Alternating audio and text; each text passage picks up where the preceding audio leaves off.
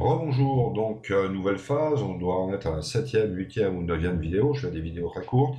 Cette fois ce qu'on va faire c'est installer Git. Alors Git c'est ce qu'on connaît aussi comme Git Bash, et Git Bash c'est tout simplement un émulateur de terminal Linux en Windows, hein, puisqu'évidemment on ne peut pas fonctionner vraiment dans la console de Windows. Mais vous allez voir qu'en installant Git Bash, on permet aussi non seulement de fonctionner en Git Bash, mais de fonctionner en console Windows, en tout cas si on le configure comme ça lors de l'installation. Puis après on vérifiera, on peut vérifier si c'est vrai ou si c'est pas vrai d'ailleurs. D'accord? C'est-à-dire je peux installer Git Bash, dire ok mais je veux que tu fonctionnes en plus en console Windows, et vous faire ensuite l'opération Git clone, d'accord? Tout simplement depuis pas depuis Git Bash, mais depuis la console, pour dire je peux fonctionner en Git Bash, mais regarde bien, je peux aussi fonctionner tout simplement en console. Donc on y va, hein, c'est un petit peu comme les installations précédentes. Je vais écrire Git, alors il met Git directement, enfin bon, on va essayer ça comme ça. Voilà, et ben vous voyez, on y arrive directement. Ok. Et puis là, il suffit de télécharger tout ça. Je crois que c'est assez rapide, voilà, 29 mégas. Donc on va voir.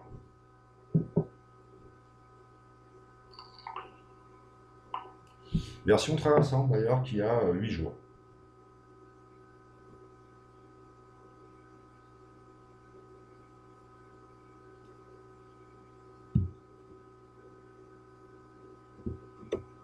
Installation, du programme d'installation.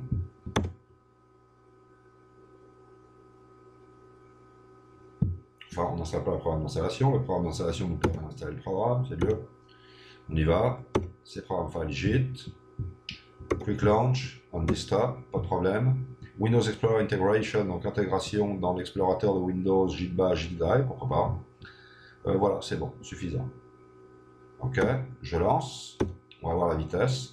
Regardez bien ici, use Git from Git Bash only, donc c'est vraiment le Git Bash pur et dur, mais aussi on peut faire un use Git from the Windows command prompt, d'accord? Ce qui voudrait dire que dans ce cas-là, on pourra l'utiliser depuis la console, d'accord? Donc je vais prendre celui-là, ok?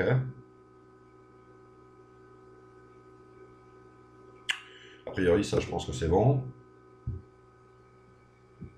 Et là, je peux mettre use min TTI, hein, TTY, ça veut dire finalement terminal, émulateur terminal. Je vais utiliser Windows Default Console Window. Ok, et là, il nous parle bien de cmd.exe, évidemment, qu'on connaît pour appeler tout simplement la console. Ok, allez, on installe, c'est parti. Pas de file caching. On va voir le temps que ça prend. A priori, ça a l'air très très rapide, donc je ne vais pas bloquer la vidéo.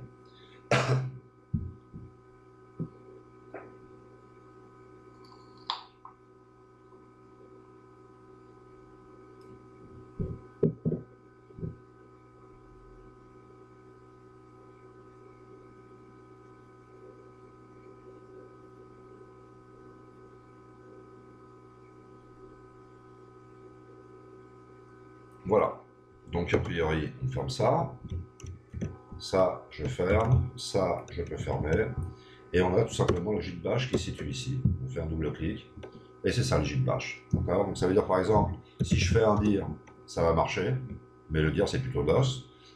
En Linux, je fais un CLS, ça marche pas, je fais un clear, ça va marcher, et là je vais faire un ls, et hop, voilà.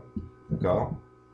Donc en fait, là, on est vraiment dans quelque chose qui est quand même Linux. Donc, pour l'instant, je sors de ça et je considère la vidéo comme conclue. On vient d'installer Git.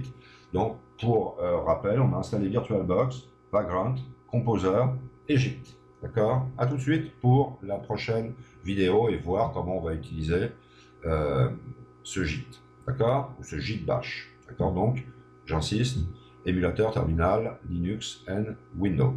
Dans Windows.